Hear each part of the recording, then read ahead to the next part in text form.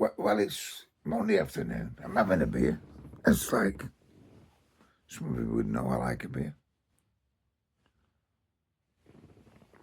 Well, in retirement, I think I'm entitled to it. But I've just witnessed a fucking show over the past few days which has astonished me. It's not astonished me. It's shocked me. It's almost been in a position where I've thought I expected it. But to actually be amongst it and like feeling it was fucking mind-boggling. It regards a mate of mine who came down. He was working, he lives in Ireland, and he was working in Glasgow and decided to come down here to see me on his way back. So flew from Ireland to Glasgow, did his week's work, came down here and booked his next flight out to Ireland from Manchester, knowing that sometimes in Scotland, especially around Glasgow, the flights are quite often like cancelled. Sorry, not the flights, the trains are quite often cancelled. Fucking hell, what a shit show. It was due to leave on Sunday afternoon to catch a train at like 2 p.m. from Manchester Airport. There wasn't a train. There wasn't a train leaving north of Preston before like 11 a.m. that would have got him there. Yeah? Last fucking choice was, we had this organised a week ago actually. Last choice was a train from Lancaster, which was still an hour and a half drive from where I live, to get him to this train station to take him to Manchester Airport. We arrived in Lancaster, and half an hour before the train was due to leave, it was cancelled. So at 68, I had to drive to Preston. That shithole, remember? That shithole where I was abused and used and treated like a piece of fucking shit. Well, believe me, mate, despite the fact I was born in that town, mate, yeah? And my parents had respect for it. I have fuck all for it, mate. Because, yeah, we had to get to the station in X amount of whatever, minutes and so, from Cockermouth. And I've never witnessed a fucking traffic system like it.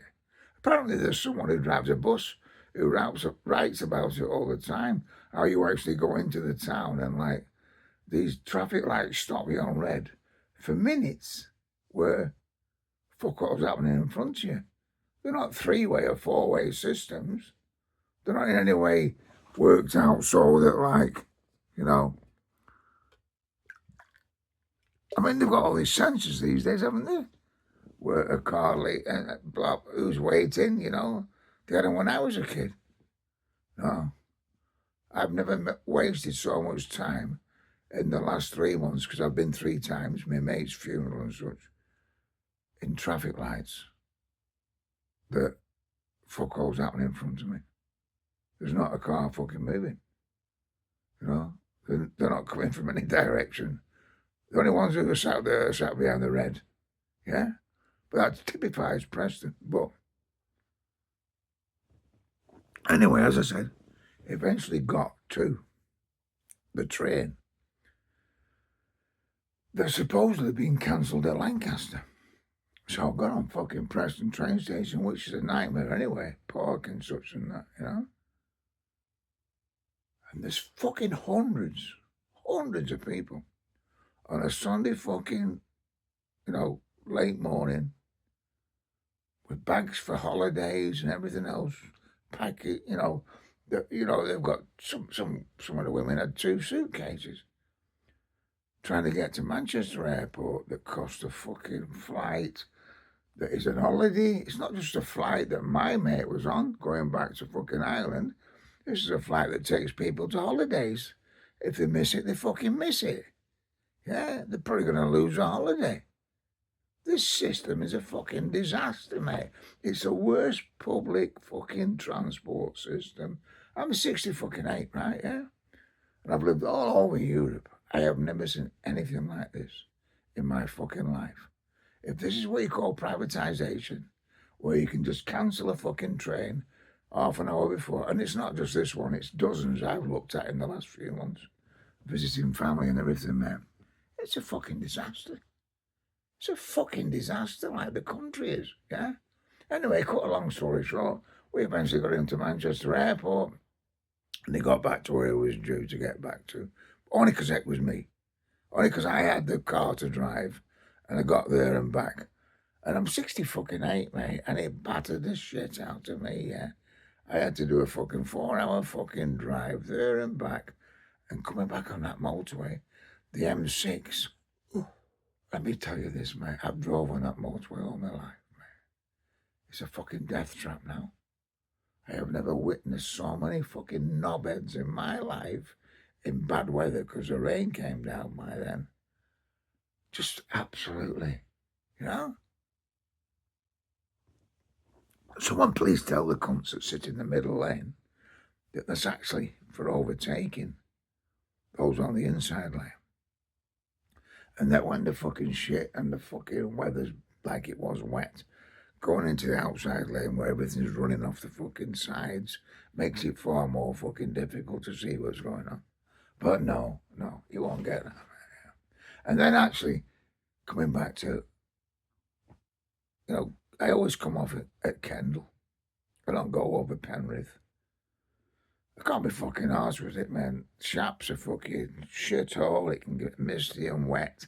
Long, boring drive. So I come back always. I always come back through Kendal, fucking Ambleside, or Grasmere, blah, blah, blah, blah, blah. And that, on a Sunday yesterday, was unbelievable. I'd spent the Saturday in Keswick, and I'd spent the Saturday in other towns around. I couldn't believe how busy it was. One could nearly knock me over. Yeah? Seriously? Yeah? I'm walking on fucking sticks, basically. I tried to cross the road. This big fucking defender came around the corner. He's about 25, and he's pointing fingers at me because he thinks you can drive through the middle of Keswick like a fucking lunatic, when really it's about looking for the pedestrian. Pedestrians first, isn't it? That's how I was brought up. That's how I look at it. So anyway, like I say, actually, as that knobhead was fucking throwing fingers at me and everything else in his big fancy defender, a guy came past me, because I said, fuck you, I said, as I got over the road, just under my voice, really. And this guy came past in like one of them fluorescent jackets, obviously someone working in fucking some kind of construction.